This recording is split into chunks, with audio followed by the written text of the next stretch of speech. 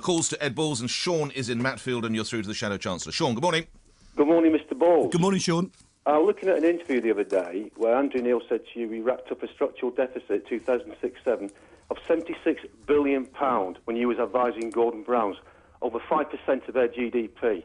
You denied it to Andrew Marr, you denied it to Andrew Neil. Is your biggest problem, you are the most annoying man in politics, you live in denial, you smear on behalf of Gordon Brown when you did it, you're a left-wing economist with private education. Let's move minute, you to Mr. a question. No, this is Nick Ferrari speaking. No, this is the problem with you, Balls. You don't listen. Hold on. No, he is. I'm just saying I've got to move you to a question, which is fair enough. I mean, you've had your say, which is good, but you've got to give him a question to which he can respond, Sean. Yeah, why does he keep denying, before the banks went nearly pop in 2008, we had this £76 billion structural deficit, over 5% of GDP. He still keeps denying it. You're not fit to run the balance sheet, Mr. Balls, for that reason. All right. Are you still in a state of denial, Ed Balls?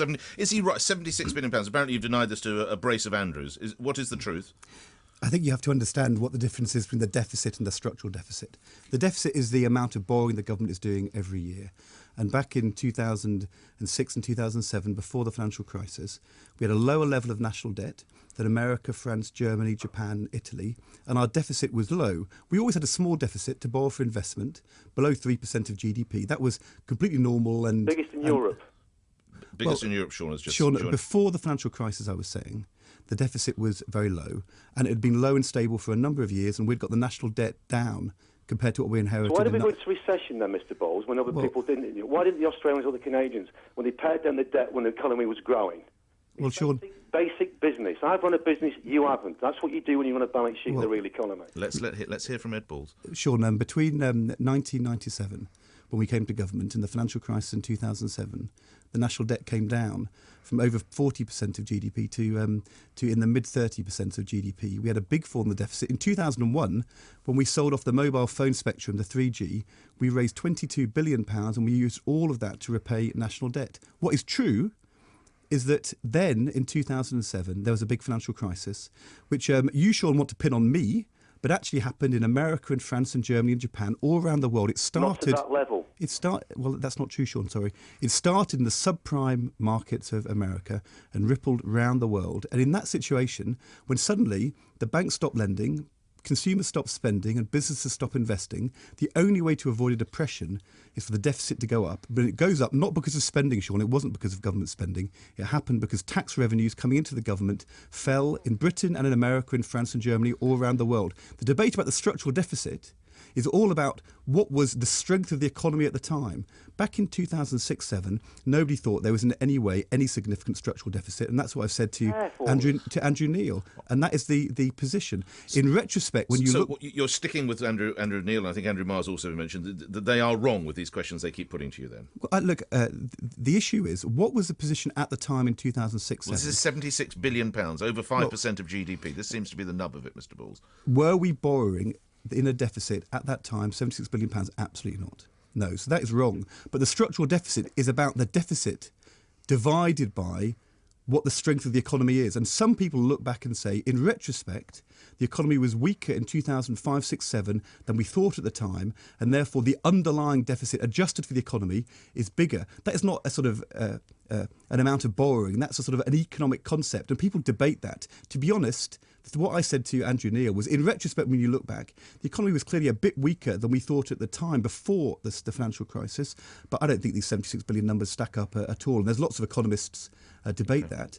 Was there a big deficit at the time going into the financial crisis? No. Was the problem a lack of regulation of the banks here and around the world? Yes. But go back to 2006-7, and I understand Sean's anger, and he wants to call me a left-wing socialist zealot. Back in 2006 and 2007, George Osborne, the Conservative Shadow Chancellor, backed Labour spending plans. Nobody in business, in the city, really, and in politics was saying Labour's spending or borrowing plans were wrong. That was the consensus of the time. Now, in retrospect, you can say, we all got that wrong. But I'm sorry, Sean, I got it wrong and you got it wrong. All right, one quick sentence response, Sean, from Matfield. Quick sentence. Mr. Bowles, the problem was we had a massive boom market in the financial sector. There was nothing coming in the manufacturing. You, as a city minister, you had light touch regulation. You allowed these guys like your brother, who's a millionaire bond dealer, to pay a 40% tax. Do people know that? When he was racking up that structural deficit before the economy nearly went pop.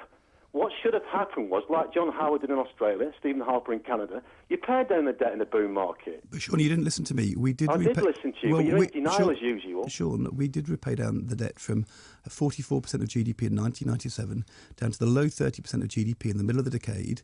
It was lower than we inherited and lower debt, lower public debt than America, France, Germany, Japan, Italy. We did repay the debt. There was then a financial crisis, which I'm sorry was not foreseen by, here in Britain, the Treasury or the Bank of England or the Financial Services Authority. We should have been tougher on regulation, but we were the people.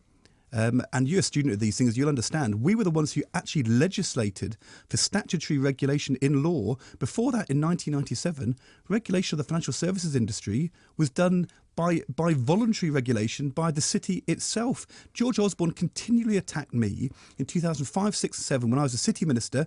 I was being too heavy-handed with regulation and choking off the competitiveness of the wonderful City of London. So look, I understand your anger because I feel angry about it as well. But the idea that I was culpable and everybody else was spotting the problem, come on.